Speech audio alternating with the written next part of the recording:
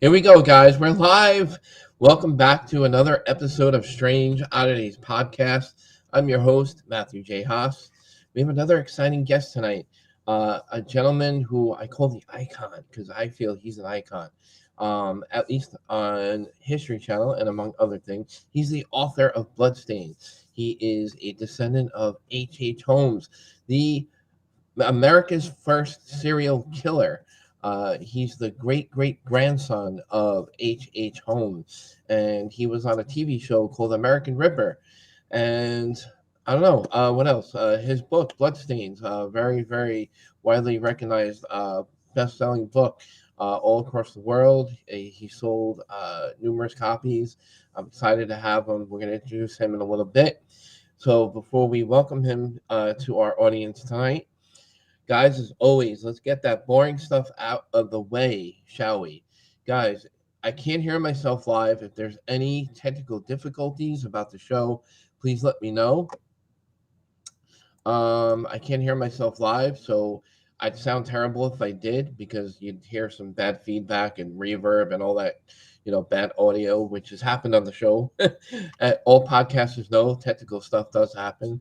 So, guys, let me know if there's anything going on with the show. I'd appreciate it. If you haven't subscribed, please subscribe on the YouTube channel. We have like around 198 or something like that officially, I believe, just under 200 subscribers. Thank you for subscribing. I really appreciate that. Follow us both on Facebook and YouTube. We're simulcasting live on Facebook and YouTube. We also have episodes on iTunes, Podbean, Spotify, all those great places where you can get your favorite podcasts. So you can enjoy Strange Oddities podcast anytime you like. How do you like them apples? So I'm going to go ahead and welcome this gentleman into the show as I hopefully don't screw things up here. All right. Here he is. We have Mr. Jeff Mudgett. Jeff, welcome to the show. It's an honor to have you. You've been on the show before. I feel like I've known you for a couple of years now. You've been on past shows of mine, and the last time I had you on here, we had kind of fouled up technical things, and I just kind of felt like you needed more time on our show, and I wanted to give you that time back. And welcome back to Strange Oddities Podcast. Hey Matt, it's fun to be on Strange Oddities again. I remember our last show. I know we had those difficulties, but I thought it was a great show, and I've been looking forward to doing it again. And hey, that introduction you gave me, can I hire you to come with me and set up me on the things that I do? Absolutely. That was great. Yeah, absolutely. I'm Okay. I'm great at introducing people. Good. Yeah, I've introduced people in front of 200 people or more, and it's a little nerve wracking, but I'm pretty good at it. So, but yeah, I'd be honored. Yeah, I'm a super fan of yours. As you can see, I'm excited to have you on. I read your book. I've passed your information along to many other fans of the show. I really recommend that you get Bloodstains because you want to really follow the history and legacy of your family and how you researched everything. And how about we tell a little bit for our new listeners who don't know who Mr. Mudgett is? How did you get started? How did your family find out about all this? And what got you into, all right, I was a lawyer now. I want to follow this family legacy and footsteps of H. Holmes. What got you to push you in that direction? You know, great question. And I have to stop and think back to that time. But I had a strange childhood, as you might imagine, as all your listeners might imagine. My grandfather was this very stoic, silent man who we could all tell was trouble. He was very successful. He was very senior up at the PG&E plant in California. I think he ran one of the plants entirely. But he'd come home, he wouldn't talk to anyone. He'd go fishing on the weekends, and we didn't hardly even know him. So, it got to be a little bit like we went to see grandma, and he was just around. So when he passed away, my father and his brother, they were in the normal things that families do with inheritances and properties and all those things. And I was just kind of watching from the sidelines. And then all of a sudden, as I write about in my book, my father drove up one day with a couple of fishing tackle boxes that my grandfather had left for me. And you know, as you can imagine, I was sitting there in my garage with my dog and working on a couple of fishing fly fishing lures. And I was thinking, well, that's great. Everybody else is getting property in California, and I get a couple of fishing tackle boxes. And so they sat in the corner of the garage for a while. And then finally, when I broke down and went through them, at the bottom of one of the boxes, there was material about my grandfather's grandfather, the evil man from Chicago, the killer, the H.H. Holmes. His real name was Herbert Webster Mudgett, but that obviously didn't like that name. It took numerous aliases, but his favorite was H.H. Holmes, and that's what all the newspapers called him during the trial for murder that he had to undergo. So I started reading through this material, started understanding the torture that my grandfather had probably gone through, because it's, you know, it's one thing, Matt, to say my great-great-grandfather is this monster from Chicago. All right, I had nothing to do with it. I didn't make any choices. I didn't get to pick. You know, I would have rather had it been Abraham Lincoln, but it wasn't. And but you know, for a man to have that, his grandfather, be this thing, you know, that people were writing books about, and Hollywood wanted to do movies about, and so I started figuring out why he used to go fishing by himself, probably there wondering what his life was all about, and if he'd been passed on any of those things, you know, that we all, let's face it, we all think about those things once in a while in our life. And sure. I thought about those things too. And as I started, you know, I was a lawyer in California doing some criminal work, and I started being fascinated with the story. I started reading all the books out there about this man. I, of course, read the bestseller, The Devil in the White City. I knew things those authors didn't know from this material my grandfather was giving me. And I started turning my research on him. And as you can tell, you know, the last 20 years have been pretty much about my great-great-grandfather and finding out the truth about his story and trying to rewrite American history. That's why I love coming on shows like yours and getting the platform and the opportunity to tell what I think is the truth. Sure. And I'm glad you said that, because and I mean this wholeheartedly, is I love how you present your family legacy and the work you've done with how you engage with your audience, because you make your audience really feel like a part of the investigation and research of the line of work that you've done. And that's why I like having you on the show so much, is because it really makes you feel like you're part of it. Because I do. I feel like all the interviews I've done with you, I've done like 2 or 3 with you now. And you make us feel like you're part of the investigation. And I love that about what you do. Well, thank you. And I can't tell you how many times on my Bloodstains Facebook page, I've had a follower come up with an idea that was simply brilliant about the story that I was able to run with. And that's why, you know, there's one, I put one up today with pictures of Holmes and basically asking my followers, hey, if you were on the jury and the prosecutor asked you, is this the man, the evil man, would you say this is the same guy? And you should see some of the comments that came in today about the different facial expressions in the picture, the bone structures, the eyes, the mustache, the things, the ears. Just brilliant comments from people that if you break them down a little bit in that Facebook post, you find out they're working in medicine, they're working in science, they're working for law enforcement, and they gave me some great answers. Yeah, I can't imagine, because there are some brilliant people out there. They're pretty smart people who probably gave you a lot of input that you maybe never thought of as far as some insight or input from their profession or career that they're into, whether they be a scientist or a doctor or whatever it is they do, and they're giving you these clues as to look at this, look at that, and I've seen you progress from the beginning of putting Bloodstains out all the way till now, and I just can't imagine how overwhelming all this stuff comes at you. And how do you feel about like all this stuff that just you probably have piles and piles of documentation. You probably have like tons of papers. You probably have like a whole house full of stuff. I've got a room full of stuff, Yeah. and it's too much for one man to keep remembering. And to tell you the truth, but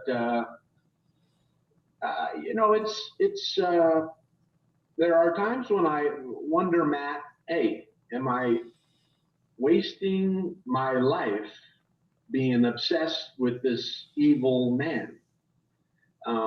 Isn't there something better to do? But then I always kind of fall back on the more I've researched, Matt, about his psychosis, the more I research about his psychotic character, the more I research about what makes a gentle little man like this turn into the killer of young children, who went to the University of Michigan Medical School, graduated with a degree. He could have been anything he wanted in Chicago. Instead, he designed and constructed a building that became known in American history as the Murder Castle. Right. And he made sure it was open while the World's Fair was on, when millions of people from around the world came to see it. And 2 miles down the road, there was this little hotel that had rooms for them to stay. And Holmes had a way to asphyxiate them, send them down a chute, strap them up in a gurney table in the basement, and do his medical experiments, AKA Dr. Frankenstein, right here in America, right here in Chicago, and in 1892. And I don't think people realize, they think about Bundy, they think about Gacy, they think about the Zodiac Killer. This was another dimension. This was another league, and I think that's what I fall back on, trying to get the story out. How we need to know why this man, who could have been anything he wanted. Yeah. I think he could have designed medical prescription drugs if he wanted to be. He was that smart. Yeah. Yeah. And instead, he liked to sell body parts. He liked to sell skeletons. I was at a book signing once, Matt, and a physician came up to me that was the head of the University of Iowa medical department. And he said that, and I was honored that he'd read my book. And he came up and he said, I just wanted you to know I read your book. And then I went over and checked in our museum piece the skeletons we had there. And lo and behold, he said, we had bought one from your great-great-grandfather. Really? And he Wow. said, I got that out of there as quickly as I could. So I thought, hey, maybe I did something good right there. Yeah, yeah. You don't think it would happen to be one of his victims, do you? Oh yeah. Yeah? Oh, yeah. Oh, wow. That's crazy. And I can't prove that. There's a million doubters out there throwing their heads up because I said that. Right. But that's what I think. Yeah. There's no doubt. I mean, put 2 and 2 together and, common sense kind of thing. But yeah, you're going to have your doubters, of course. But in that house, what I thought was intriguing, what was presented in American Ripper, he had places that were hidden, like kind of like out of sight. Like, didn't he have like secret rooms, and he made things look like they weren't there, like he had things kind of hidden it per se, or was everything kind of in plain sight? Oh no, there was strange rooms, hallways that had no ending, or Right. were difficult to find out what their purpose was. Yeah. I have to rewatch the whole thing again. I'm like kind of remembering what I watched when I first watched it the first couple of times, which has been probably like, I don't know, was it over a year already? No, American Ripper was 2017. Oh, wow. I can't And believe it's been that long, and I've known you since that long. Wow. I'm glad you brought it up because Discovery wants me to do a documentary with them about the murder castle. Oh, wow. And I've got a Hollywood artist putting together a scale model now with each level. And she showed me the progress she'd made up till now, and it's an incredible. It's going to belong in the Smithsonian when it's done. But Nice. each level comes off, and you see the basement, and you see the rooms, the vaults that he had, where scratch the Chicago police, when they finally did go into the murder castle and investigated, trying to determine how many homicides had occurred there. They found scratch marks on this steel vault where people had tried to get out. And we're working with Discovery now on a piece about the murder castle itself. And there's many, many secrets that we're going to get to share with the viewing public.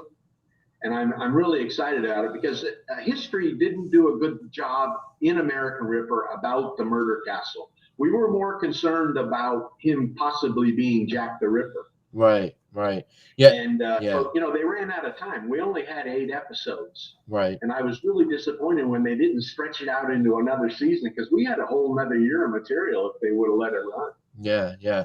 Yeah, I think they were more fixated on the whole DNA thing and, exhuming the body, right, and getting the whole DNA. And I remember all that. And, you worked with the CIA agent, that did part of the investigation with you.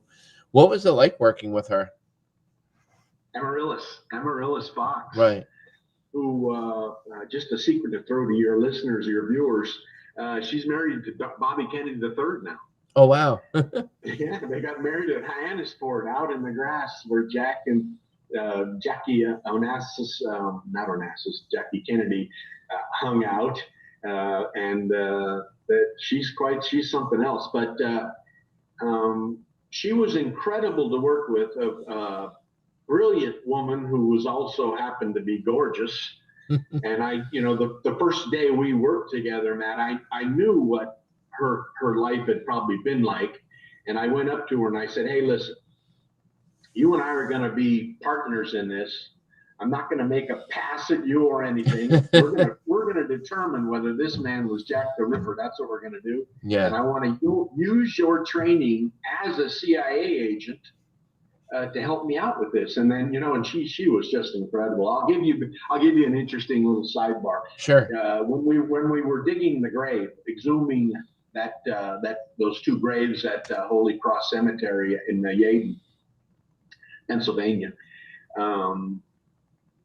The grave, and I'd never been involved in an exhumation, okay? I'd never been involved in a burial this extensive before. We had archaeologists from the University of Pennsylvania who were court appointed there. We had engineers all over making sure we didn't damage any of the other graves, because the judge that had issued the decree allowing the exhumation pretty much said we were all going to prison if we damaged any other graves.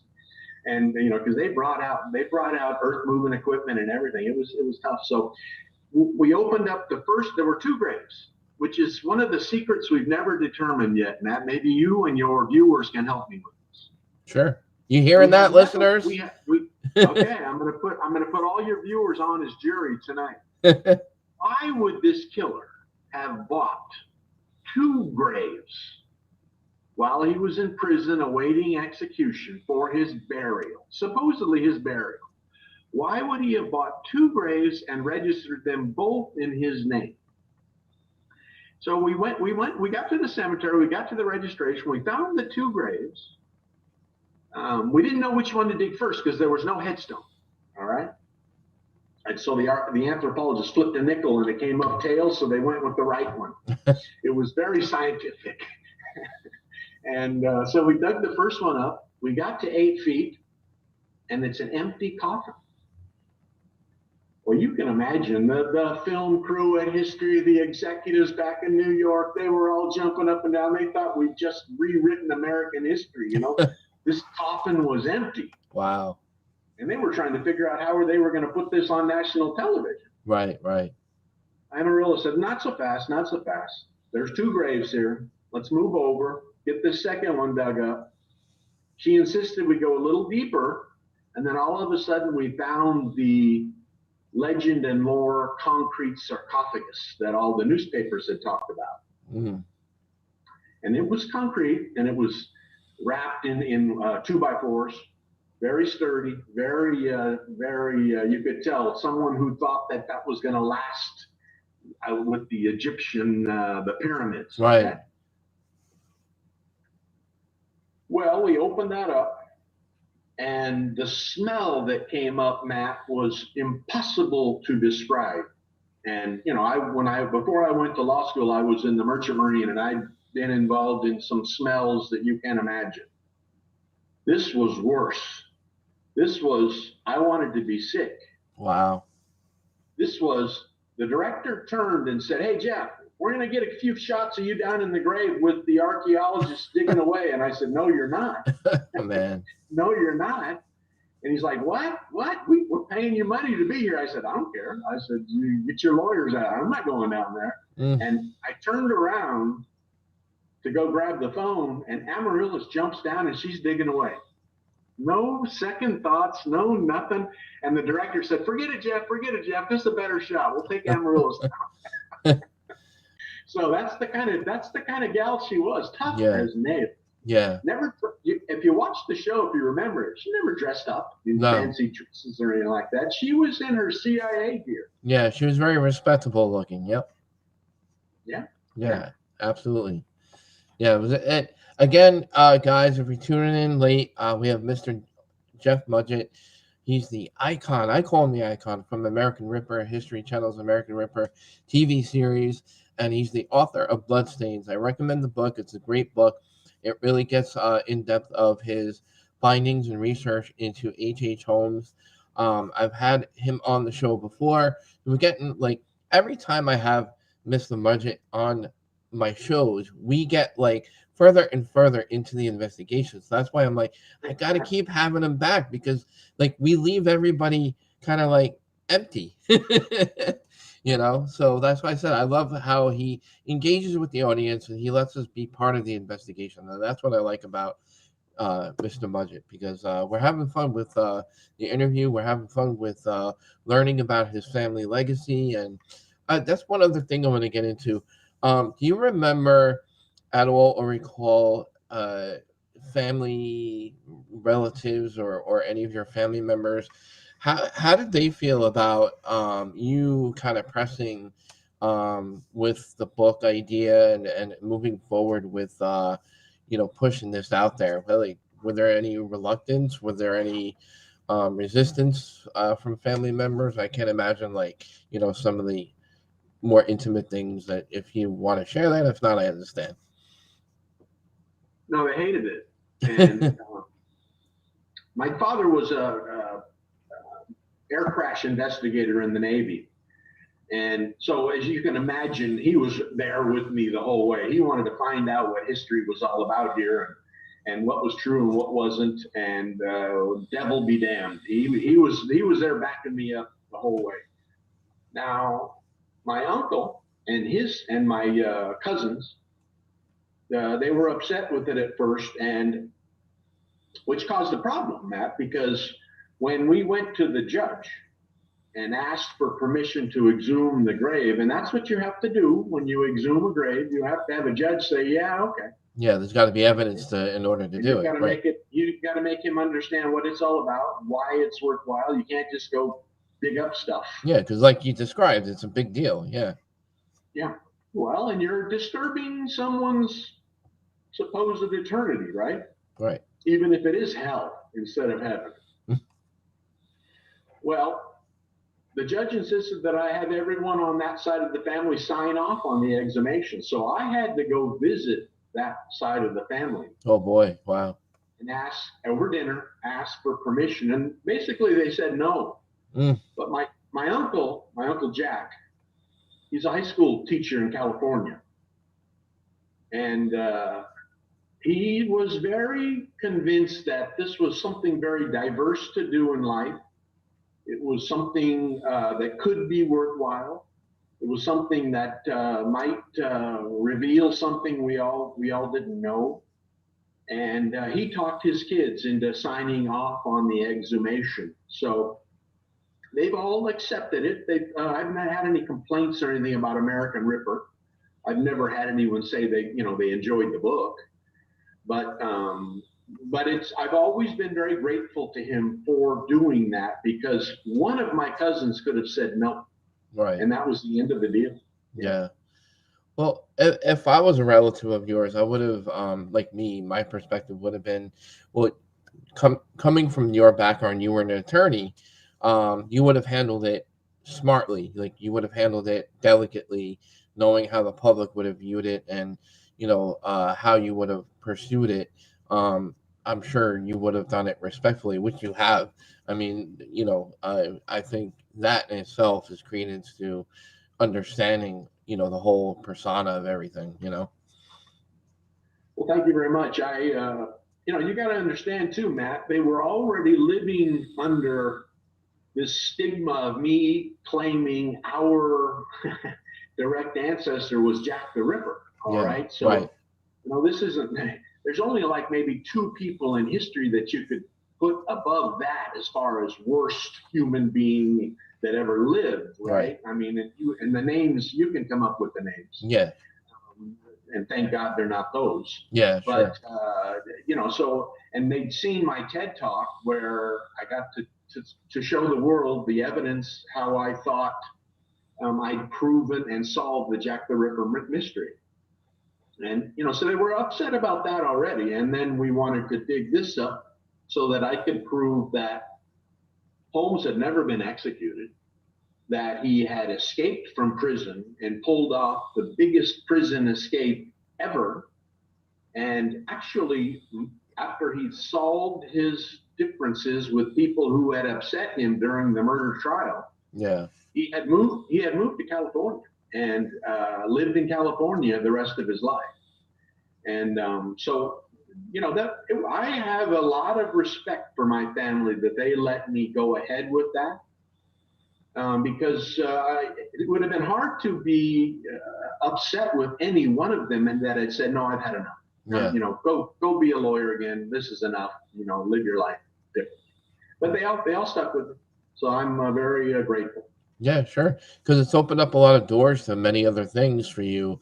And, after speaking with you in the past, I know there's been some movie offers, and, Hollywood's been interested quite a couple of times. And can you still speak on that? Is there still stuff in the works, or? Yeah. The Hollywood is a tough business to deal with. Yeah. I have quite a few people interested. They're watching to see what Martin Scorsese and Leonardo DiCaprio do with the Holmes story. Right. The rumors are that they have moved it over into Hulu, that it's going to be a series now, The Devil in the White City, instead of a major motion picture. Oh, wow.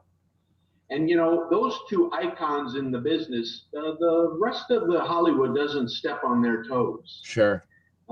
So they're waiting to see how that works out, but that's 2 or 3 more years. I've explained to some people in Hollywood that the story it's an incredible story, how Holmes realized that his goose was cooked. He was going to be arrested by one of the major cities' law enforcement sooner or later, that he was either going to be Chicago, Ontario, Philadelphia. It turned out to be Boston. But he was going to be arrested. He was going to be tried for murder. And then, but he started realizing, and this, I can't prove this, Matt, but I think he started, and this is as crafty a devil as he was, he started realizing that the only way he was going to get his life back was that if he could engineer it to be a blank check. And a blank check for him was people thinking he'd been put away. Mm. And the way he did that, he was arrested in Boston. He manipulated the justice system into trying him in Philadelphia, where he was very familiar with the numerous people there. They arranged for the trial to be one particular victim, only one, which has always shocked me too. He got them to leave it there instead of taking it to Chicago, where he would have been tried for numerous murders. Yeah. He arranged for the judge to allow him to defend himself. He sat his lawyers down. He fired them at first. The judge got upset with that, knowing that it was probably going to be appealed. So he talked Holmes into hiring them back, but then Holmes sat them down and conducted his own defense anyway. Even going as far as cross-examining one of his ex-wives. Can you imagine that? Can you imagine this serial killer, medical degree, brilliant mind, examining one of his wives on the stand while the jury sits there with open mouth and the judge is trying to figure out how he keeps this from being a mistrial and for forever. Yeah. And it was quite, if you ever get a chance, or any of your viewers get a chance, the trial transcript is available. Oh, wow. And it's one of the most fascinating reads. It's better than The Devil in the White City, the trial transcript. Wow. And Holmes allowed the prosecutor to continue, Matt. That's crazy. When the judge allowed Holmes to stand up and present his evidence in defense, he said, I've no evidence. We rest. Wow. And he accepted the guilty verdict. The jury came back in minutes, and he pushed the judge on to give him the death sentence, because he knew, I'm convinced of this and I'm going to try to prove it, but he knew that was the blank check he needed. And that's how he engineered this substitution of bodies, this I still haven't figured out how he got away with it. Right. But right. This false execution, and then watching from behind the trees as they buried this other man in that grave. And that's what, I talked history into allowing me to try to prove. We had some disagreements. The scientists didn't agree with me from the University of Pennsylvania. And they had some good reasons. I don't disagree with them still. Sure. I think they're wrong, and I'm trying now to get Discovery to allow me to take a second look at the evidence. Okay. But this time, from my point of view, rather than the history executives who wanted out of the show, and then the University of Pennsylvania scientists who were there worrying about their professional reputations. Oh, wow. So I'm hoping to get Discovery to let us take a second look. And you've got to understand, Matt, we had over 3 million people watch American Ripper around the world. Yeah. It's being shown in the Netherlands, Sweden, and Norway now. Wow. It was shown in South Africa. It was shown in Australia. It was 500,000 people watched in Canada. Yeah. Yeah. Every single one of them, and you can back me up on this, came away disappointed in that conclusion. Right. Right. Yeah. It's just like it did. It kind of left you hanging like, we wanted more. And I'm trying to get Discovery to help me take a second look and see if we can get those people to take another look with us at how I would present the evidence of that exhumation at trial if I was back in California defending a man up for murder. All right. And that was my evidence that I had to convince the jury with. Right. Right. And as you started the show with, I'm going to try to convince the viewing audience that they're my jury, and I'm going to give them the chance to make a decision at the end of the show. And that's what I'm trying to just talk Discovery into right now. Nice. Nice. Now, do you think it's possible that because he knew he was cornered and was going to get caught, right, and he set all that scenario up, but do you think he purposely copycatted Jack the Ripper so it can also cause chaos, confusion, because then you'd have to investigate, well, how did he have the time to jump overseas to go over there and do this at the time that he was here and there? You know what I mean? Like to kind of cause more confusion for everybody while they were investigating. That's the way he thought. That's the way his mind worked. Yeah. You got to remember when I took over my fascination with Holmes, there were already people out there who were thinking he was Jack the Ripper. I wasn't the first with that theory. Right. And they came right to me. They gave me their information. They gave me their work. They needed help. They needed somebody with my platform that could present it to the world. I knew I had worked with some FBI agents in the past.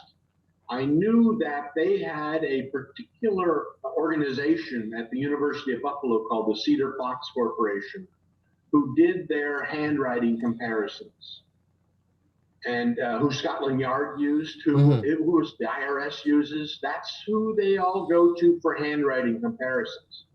So I went way out on the limb. I took the Dear Boss letter. If any of your viewers want to see the letter that Holmes wrote in London, it's the Dear Boss letter. It's the one that all the ripperologists consider a hoax. They consider having been done by a journalist to jack up all their newspaper sales, okay? Right, right. But if you take a close look at it, it's very descriptive of one of the 5 murders of the Catherine Eddowes murder. So I was very peculiar. I was very questionable about how a journalist would have been able to predict that murder that closely. That was someone who had to have been there. Yeah. We took that letter along with some of the Holmes correspondence that my grandfather had left me in the tackle boxes. We talked the people at Cedar Fox into comparing the handwriting. They came back with a 98% number. Wow. I mean, if you can go on my Facebook page, I can put it on the page every once in a while, and your viewers can check it out themselves. Yeah. If you were looking at it as an amateur, but as a normal citizen, you'd go, well, that's the same guy. That's the same handwriting. You look at the angles, everything is the same. And even the Cedar Fox people explained all that, but they said that this was 1890 stuff. They needed to reprogram their computers, the font comparison, in order for them to come out and say, to the national press, yes, this man wrote Dear Boss and probably murdered Catherine Eddowes, which was always my theory from the start, Matt. I never thought Holmes killed all 5 of the Ripper victims. Right. I knew he was in London on business. I thought he was probably fascinated reading the newspapers of the Nichols and Chapman murders, the first 2 Ripper murders. He decided to get involved. He wrote his Dear Boss letter, submitted it to the law enforcement and the press, and then went out and sealed it with that one murder. And then when it had got hot over there, he got back on a ship, a liner, and come back home. Wow. And then that 5th murder, the Mary Kelly murder, had either been arranged by Holmes for someone else to pull off or had been someone else entirely. I still don't know. But, when I went to history with that idea about him only killing the one, they were very questionable about that. And you have to understand, they put a lot of money into American Ripper. Yeah. It was an expensive project, and they deserved, it to go in the direction they could make some money back from. Yeah. And that's what TV's about. It's sad, but that's what TV's about. Yeah, they need the ratings. It went that way, but I haven't given up on that, Matt. I still believe that Holmes wrote Dear Boss and murdered Catherine Eddowes. And I think, when history went to Cedar Fox at the University of Buffalo and asked them to come on the show, they refused. Really? Wow. I still don't know why. They didn't get up and deny anything, these experts, scientific handwriting experts. They didn't get up and say, they backed me up. Wow. But they denied going on the show. I don't know what happened during the negotiations for the show. And I'm still hopeful one day somebody with some power in the business will get them to rerun their programs, reprogram the computers, and run that comparison with the font from the 1890s. Because I think the direct evidence proving who, when I was in London, Matt, we were filming, and the crew was down in the lobby preparing for the next day, and I was up at the bar having a couple of drinks, and these two gentlemen in suits came up to me, youngsters, 30, 35 years old, very dignified, English looking, very James Bondish looking. And they came up and said, "Mr. Mudgett," and I said, "Yes, sir. Can we?" And they opened their coat, and they were from Scotland Yard, and they said, "We'd like to tell you, we completely disagree with your theory that Jack the Ripper was H.H. Holmes, Right. But we do agree with your theory that there was at least one, possibly two copycats, and no one man ever did kill all five of the women." Wow. Which I thought was pretty remarkable. And when I went to the director and told him what had just happened, they kind of pushed it aside. Yeah. So that's television. Yeah, that's Hollywood for you. But what was I gonna say? I had a really other good question for you. Were there more? So then I guess it's safe to say that at some point that you guys definitely thought that there was more than two, either copycats or a third murderer, that was kind of in the mix of things while all that was going on. Oh yeah, that's what Scotland Yard told me they thought. Yeah. Wow, that's crazy. And then just for them to brush it under the table, like, yeah, that's crazy. I mean, it's when you look at the evidence, there isn't, first of all, except for the Cedar Fox comparison of Deer Boss and my great-grandfather's, there is no evidence of Jack the Ripper. It's all opinions. It's all newspaper accounts. There's some coroner's reports of the bodies. But there's when you review people claiming to be eyewitnesses, they end up saying they only saw the back of the head, things like that. There's very little evidence. It's very easy to see how that thing has never been proved. Yeah. And there were no photographs. Whoever was Jack was very crafty. He was very, very cagey and cat-like in his work. And, this thing about him having been a trained medical professional, and especially with my great-grandfather. But even if it's not Holmes, it was some kind of doctor. Right. And I'm convinced of that. Yeah. I think everybody is at with the evidence that has been presented so far and all the documentation that you guys have presented. Now, this is also this show basically is everything under the kitchen sink. We do not just paranormal stuff, but we do mysteries, sci-fi, we do horror, we do science fiction stuff. We do everything on Strange Oddities podcast. But my listeners would probably love to know, you have worked with Zach and the boys, the Ghost Adventures boys. I think they were filming an episode. I don't know if you can speak on that. I don't know. Did that air yet?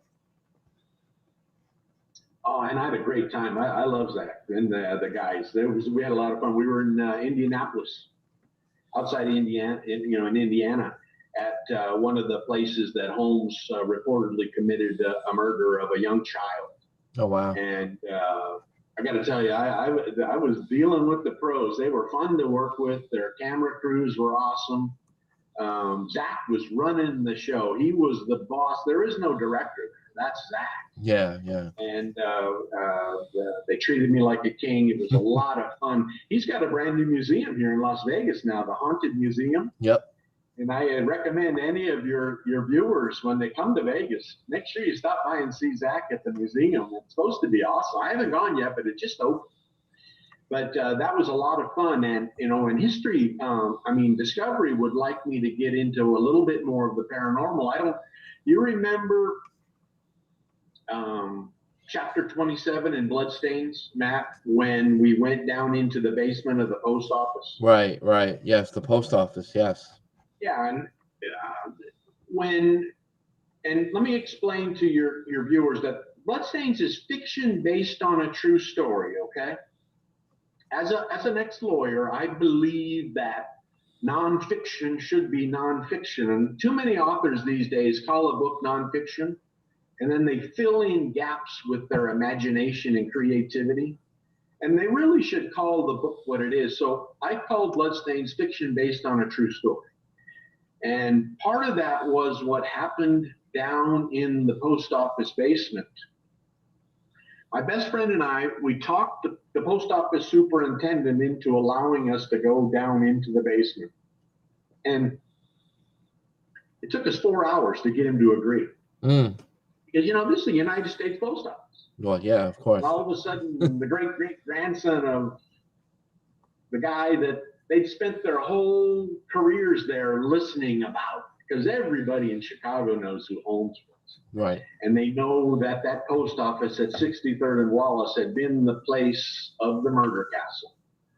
They know that the federal government had bought the murder castle, torn it down, not investigated many of the murders, I think. Now, they'll disagree with me on that. And then built the post office juxtaposition to where the murder castle was. There's a piece of grass next to the post office where the murder castle stood, and the post office is right up against it. So we talked the man into allowing us down into the basement. Well, as we're walking through the post office, we have 2 or 3 of the young ladies working there coming up to us saying, "You guys don't want to go down there." Forget it. Don't do this. And my friend and I, Kim, we'd gone to the Merchant Marine Academy together. We'd sail on ships together. We weren't believers. We didn't believe in ghosts. We didn't believe in the paranormal. We needed science, okay? And right. And so we said, hey, we're going to go down. And then the custodian comes over, and he'd been the only man down there in like 2 or 3 years. No one would go down in that place. Wow. In a United States federal building. Mm. So we get to the door down the stairway, and it's barricaded.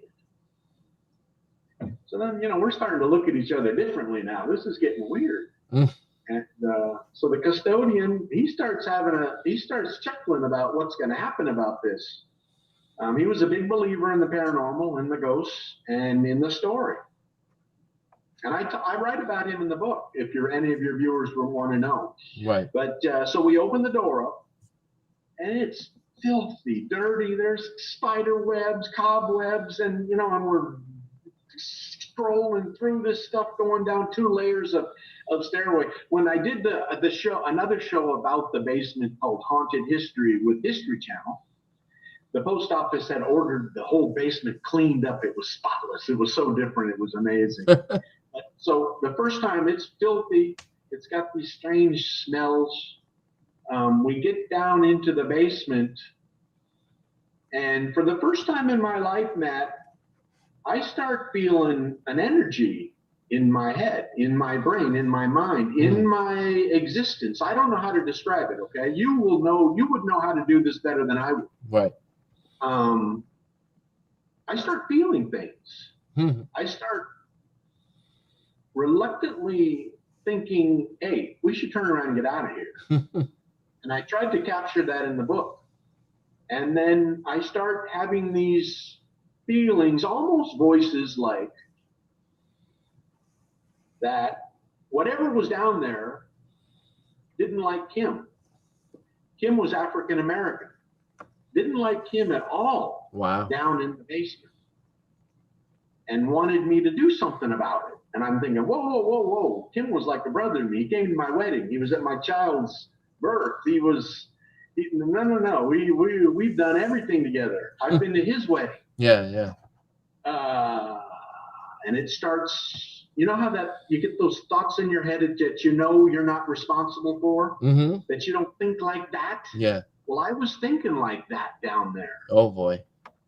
And I tried to capture it in the book, chapter 27, and I've got Discovery considering trying to remake that feeling? Because when we came back up out of the basement, Matt, I was convinced, as someone who hadn't ever believed before, that if the paranormal was ever going to be proven, or if life after death was going to be proven, I know where it's going to be. Yeah. It's in that basement. There's something there, whether it's him or it's whether one of the victims, whether it's something completely different, I don't know. But I got to tell you, that's where I don't know if the post office would let us go back down. But I tried to get Zach to go into the post office basement. He wouldn't do it. Really?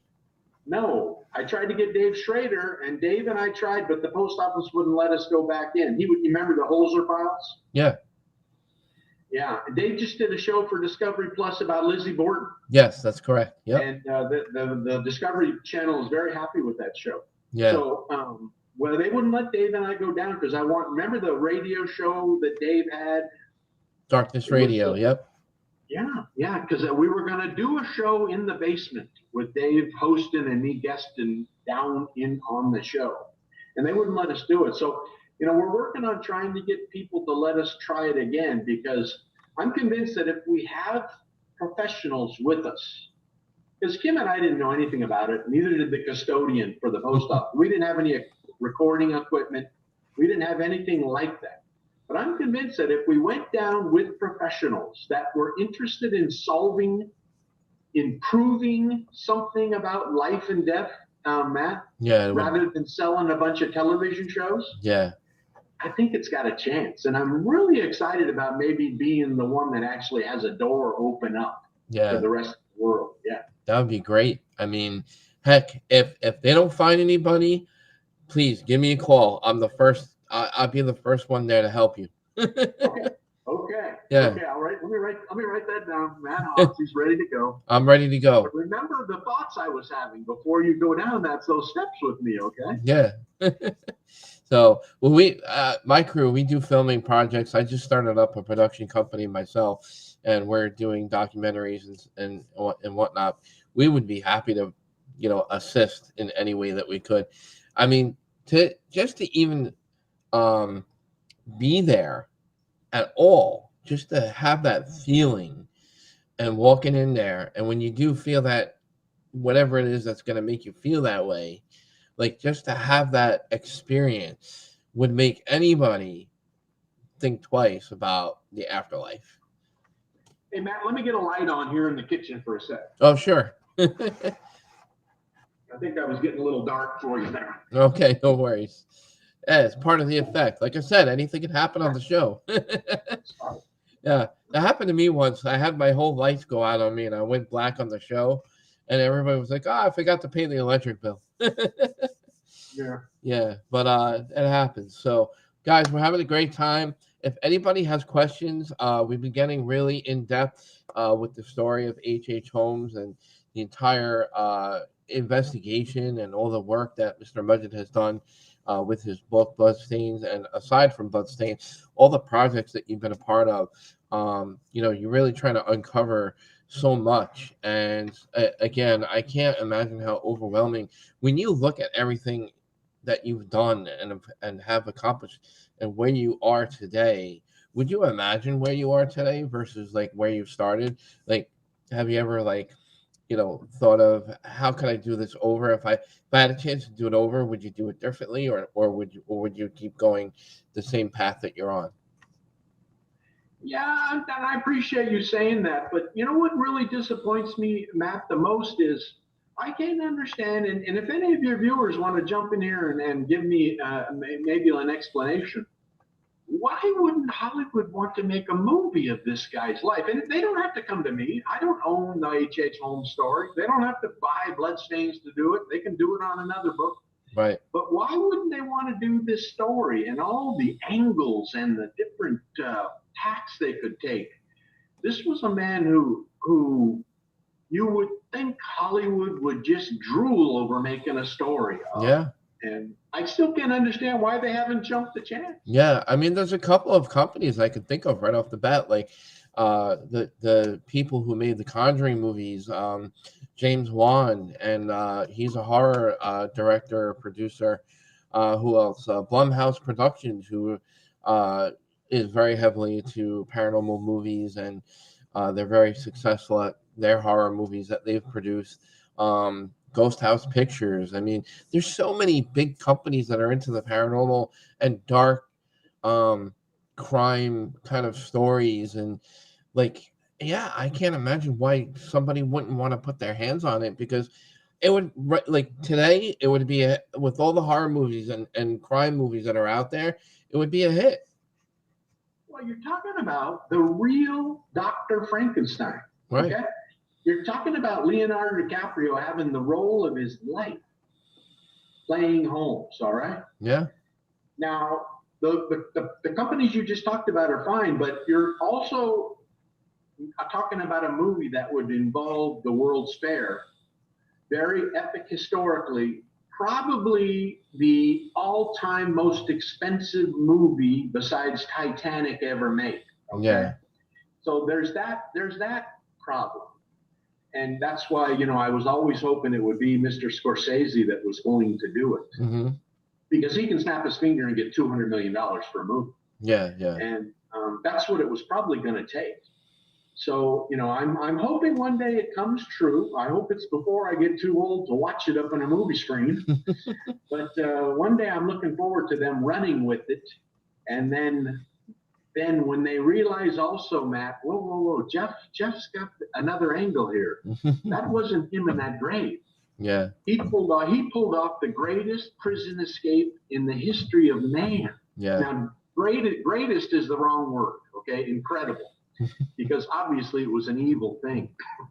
Yeah. But in order to figure out, and then you having read the book and you read Devil in the White City, you know the theories about the Holmes curse, how anyone involved in his arrest, in his trial, in his incarceration that upset the man, either died or simply disappeared after the so-called execution. I know that. The man went back and visited him after he escaped. That's interesting. Yeah. And Hollywood should want to run with that, if you ask me. Right. Exactly. They're always like doing remakes and reboots and this. Like, instead of rewriting things and redoing things, like this right here is like, if you're listening, yeah, you never know who's watching. So if you're hearing this, like, come on, guys. Right? I wrote a chapter in Bloodstains about my thoughts about that and why I called it fiction, but it was about Holmes escaping and then going back, and the chapter is about the judge, his honor, being at home at his desk, working away for the next day's work. And he's reading away, and all of a sudden he hears, and he looks down, and there's Holmes sitting in the chair across from him in his desk in his house. And Holmes wants to talk about the case with the judge. Wow. And I was thinking, what a scene Hollywood could run with that, Oh, yeah. But so anyway, that's my dream one day. And I'm not counting on money or anything. I don't even sell anymore. I sell Kindle, the ebooks on Kindle. Mm-hmm. But I don't sell paperback books anymore. I gave that up. We sold about 20,000 copies. Wow. And but I gave that up. And but you can still buy the book on very cheap. I love the idea how inexpensive someone could buy the book on Kindle and ebook. I think Amazon is amazing that way. Yeah. Absolutely. And because that's what I recommend someone do, because it reads the same way as a book. The only thing I can't do is I can't sign a Kindle. Right. Well, I hope to. I mean, I have the book on Kindle, but I hope to maybe one day get a signed copy from you. That'd be great. I'd love to. Absolutely. Are there? I can't believe we're at an hour already. Because it's just, again, like, there's so much to talk about with this legacy of yours and your family's legacy. We could go on and on. We could go on for like 4 hours if we wanted to. But anyway, guys, we have Mr. Jeff Mudgett, author of Bloodstains. He was on the hit show History Channel's American Ripper. he's trying to uncover if H. Holmes is Jack the Ripper. Is he a copycat? Is he not? In a way, he was his own in many ways because of what he did. At the castle, like we were talking about. Um, so if they made a movie, who would you like to see portray if you had to pick an actor to be H. Holmes? Oh, there's so many good Hollywood actors. Matt Damon would be good. Like I said, Leonardo could pull it off. I mean, he could do it. And one thing, I don't want anyone watching to come away with the wrong impression. I was disappointed at the conclusion of American Ripper, but those first 7 episodes and the recreations history and the McGilla Corporation did of Holmes in London as Jack the Ripper, I still think are the greatest television ever made. I think they're incredible. The actor that played Holmes in London should have gotten an Emmy for it. And so I want everyone to know that if you get the chance, if you haven't watched American Ripper, those first 7 episodes of him in London are incredible television. And Amaryllis does a great job. Yeah, absolutely. And what are your, like, kind of other than it making a Hollywood movie, what's your final goal with H. Holmes and your family's legacy and history? Like, where would you want to see yourself like 10 years from now? Like, if you were to imagine yourself 10 years from now, but my dream that having worked trials in California, the original murder trial courtroom is still in existence, in operation, okay, in Philadelphia. I would love someone to go help me do a documentary on the trial, on how Holmes manipulated that trial, how he defended himself. How we all love, A Few Good Men and those scenes with Tom Cruise. That was a great movie. There's a guy that could play Holmes, Tom Cruise. I would love to be able to explain, and we still have the trial transcripts of the entire trial. I would love to get someone to let me, having practiced law, explain to the American people what an incredible, I don't even know how to explain. This man had never practiced law before. There are lawyers at trial, Matt, that still use some of the techniques he used in the trial. Wow. It was incredible. And I would love to be able to show this to the American people and then give them the explanation for where he was playing chess the whole time, where he was going the whole way. That's my dream. That's what I would like to do. That's awesome. Well, we are at the end of the show. Where can people buy your books, if there's any links or website, or where can they find your book if they want to read Bloodstains? Where would you recommend they go? Just a Kindle ebook with Amazon. Right. I just Google up Bloodstains, and you can pull it up. I think it's like $4, $4.99, something like that. Wow. And understand, it's not my historic account of H. Holmes. It's more how my life changed suddenly, knowing who I was, and these thoughts that I'd had my whole life suddenly came home to roost, because genetically, Matt, I think we all carry things with us. Oh, yeah. And unfortunately, I had to carry some bad ones. And, I think that's what I wanted Bloodstains to be about. People understanding that the torture I had to go through, finding out. And let's face it, we're talking about my grandfather's grandfather. It's very close. Right. And that's what Bloodstains is all about. So if they want a book about Holmes and history, go to The Devil in the White City. Right. But if they'd like the book about how it affected my life when I found out who I was, that's what Bloodstains is all about. Right. And is there a sequel in the works for that, or any other? No, I think I'm through. I'm through writing that. No, I think I'm through with it. Yeah. Yeah, you're like, I put enough into it. So Well, you know what? I think there's someone out there that should take up the Jack the Ripper theory. Should take up, the concept that he didn't kill all five. right, Scotland Yard agrees. The yeah, FBI probably agrees.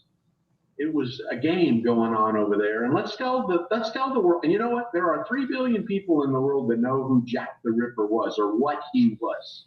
Okay, yeah, let's tell the world. Let's tell the world the real story. yeah, exactly. So, well, guys, I hope you enjoyed Mr. Jeff Mudgett as our guest tonight on Strange Oddities podcast. We opened up a lot of doorways into a lot of things about H. Holmes and everything else about him and Mr. Mudgett's family. We talked about his legacy. Jeff, I hope I was a gracious host again. Oh yeah, you know what? I looked down and there's an hour gone. I can't believe it. I know. And I got the bar background going on for a fitting night for me and Mr. Budget because I make my guests feel like we're sitting at a bar, we're just kind of, shooting the breeze about, the topic that we're talking about. And I want to make my guests feel very welcome and comfortable during the interview. So, and I'm glad I could do that for them. So, I've known him for a couple of years now, and I'm just really what an honor to have you on the show. Hey, do me a favor. Send me an image of that of us sitting at the bar. I'd like to see how that works. Okay, yeah, that'd be I'd great. like to see that. Yeah, Hey, thanks a lot. And I tell you what, when Discovery and I get going and film, I think we're going to start filming the first of the year. Let's plan on doing another show next year, and let's talking about the next show. Okay. yeah, that'd be great. All right. All right. So Jeff, have a great night and be well and take care. And hope everything goes great for you. Good night, Matt. All right, Good take night, care. everybody. Yep. All right, guys. Wow. my screen froze. How do you like that?